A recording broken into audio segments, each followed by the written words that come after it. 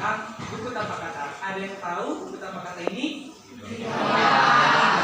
Oke, jadi kali ini Bapak akan menjelaskan mengenai buku tanpa kata. Ada beberapa warna di sini kan? Ada beberapa warna. Jadi setiap warna ini memiliki makna yang berarti makna yang banyak ayat-ayat Alkitabnya disampaikan kepada kita semua. Yang pertama ini warna hitam. Ada semua tahu nggak hitam ini melambangkan apa? Dosa. Iya, dosa. Ini melambangkan dosa. Yang kedua ini ada lambang warna merah.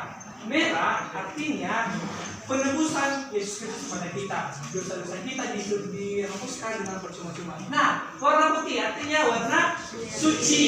Suci.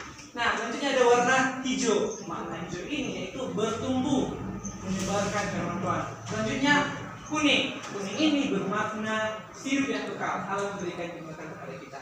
Jadi kita bahas satu-satu. Yang warna hitam ini seperti dosa kita. Semua orang berbuat dosa. Ada di semua pernah berbuat dosa kan? Nah, semua orang berbuat dosa.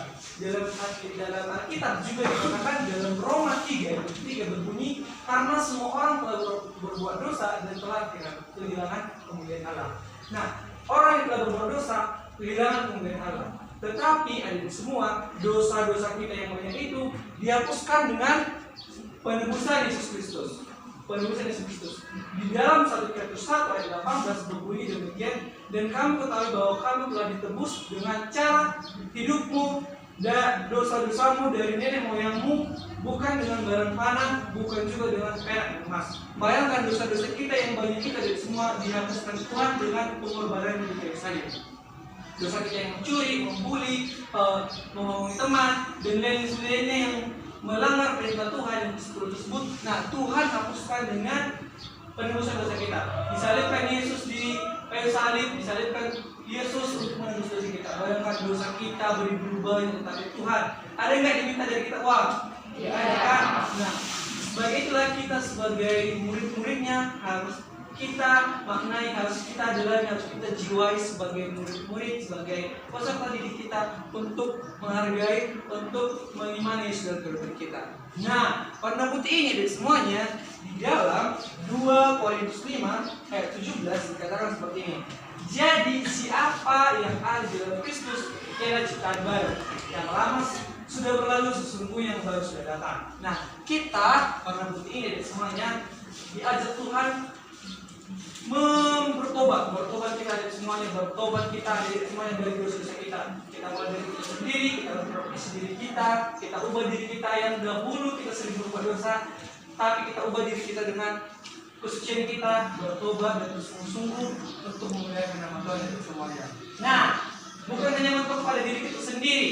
Di dalam buku ini juga ada warna hijau. Warna hijau ini dari semuanya ada di sini, dia bertumbuh bukan hanya kita sendiri, tetapi teman kita, teman sebangku, teman tetangga kita, dan teman-teman yang lain. Di dalam Efesus 2 ayat 10 dikatakan bahwasanya Efesus 2 ayat 10 dibunyikan seperti ini. Karena kita buatan Allah diciptakan di dalam Kristus Yesus untuk melakukan perbuatannya. Yang dipersiapkan Allah sebelumnya, Ia mau supaya kita hidup di dalamnya. Nah, kita hidup di dalamnya, kita bertumbuh bersama dengan teman-teman kita hadir teman kita dari Kristus dulu. Kita berdoa bersama, kita membaca firman Tuhan, kita beribadah, baik ibadah PA maupun ibadah sekolah minggu maupun ibadah yang lain-lainnya. Dan sebagai sekolah minggu kita ajak teman kita bangunin mereka agar bukan hanya iman kita yang bertumbuh, tetapi iman orang lain juga bertumbuh. Nah, yang terakhir ini warna kuning. Warna kuning ini melambangkan bahwasanya kehidupan yang kekal. Di dalam Yohanes 10 ayat 28 dibunyikan seperti ini. Dan aku memberikan kepada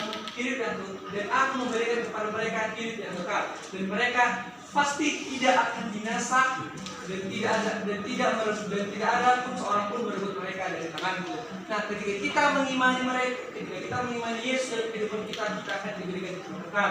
Kita harus melakukan percaya kepada Tuhan, kita imani semua tindak-tindaknya agar kehidupan kita menjadi kekal. Paham aja semuanya?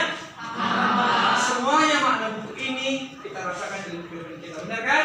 Benar. Jadi dalam buku ini kita diajak untuk mengubah diri kita yang dulu suka berbuat dosa, dulu kita tidak mengenal orang tua, kita diajak untuk bertumbuh bersama, mengimani Yesus dan firman kita agar kita mendapatkan hidup kekal, agar kita mendapatkan janji keselamatan itu kerajaan surga.